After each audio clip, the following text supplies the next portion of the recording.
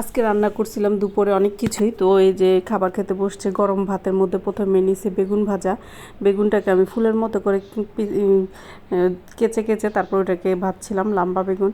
তো বেগুন ভাজা দিয়ে ভাত খেতে আমার কাছে খুবই ভালো লাগে, তাই সবার প্রথমে আমি বেগুন ভাজা নিয়ে নিলাম। তারপরে ছিল একটা শাক ভাজি, হেঁচি এই শাক আর কলমি শাক মিলে একটা ভাজি করছি। ওই ভাজিটাও আমার খুব পছন্দ। আমার শাক পাতা ভাজি ভাজা এগুলো দিয়ে খাইতে বেশি পছন্দ হয়। আর এই যে আমার পাতের পাশে যে একটা বড়া দেখতে পাচ্ছেন, এইটাকে আমি রেখে দিছি, এটা আমি খাবো পরে সবার শেষে। ডাল দিয়ে বড়াটা, এটা আসলে হলো কাবাব, কিমা দিয়ে একটা কাবাব বানাইছিলাম, ওইটার এক পিস ছিল, তো ওইটা নিয়ে নিছি, ওইটা ডাল দিয়ে খাবো।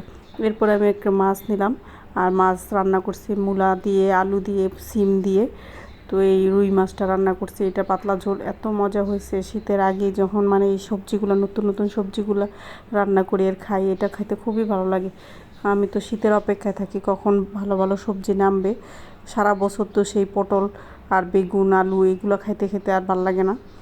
এখন একটু নতুন নতুন সবজি নামতেছে, তো এই সবজিগুলো দিয়ে খাইতে খুবই মজা লাগছে। আমার তো ভাত শেষ হয়ে গেছে, এই মাছের ঝোল মজা পেয়ে এত ভালো লাগছে। তো খাওয়াই শেষ প্রায়, তো অল্প একটু ভাত নেব আমি ডাল দিয়ে, আর আমার এই যে কাবাবটা দিয়ে খাওয়ার জন্য। সব পাতের শেষে, খাবার শেষে ডাল না হলে মনে হয় যে খাবার শেষ হয় নাই, পূর্ণ হয় নাই। তো একটুখানি ভাত নিছি আর একটু ডাল নিছি, আর এই যে কাবাব মশাইকে আমি খাবো এখন।